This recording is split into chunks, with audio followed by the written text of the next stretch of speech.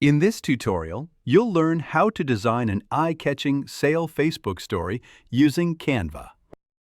First, enter your search terms into Canva's search bar to find sales story templates. Then, open the full template list to browse a broader range of ready-made stories. Open the Templates Options menu to preview more details or save your favorite design for quick access later. Now, return home and open the template you've selected for editing. Pick a new font style for your headline and enhance the text by applying bold formatting. Next, choose a standout text color, like black, to make your sale announcement stand out.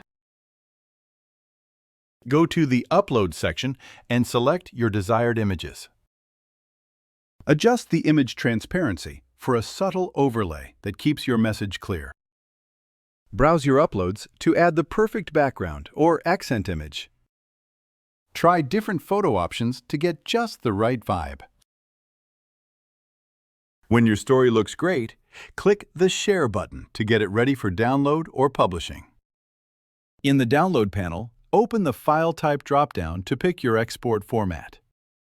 Select the best option for Facebook Stories and confirm your selection to finish the process. You've learned how to create and export a sales story in Canva.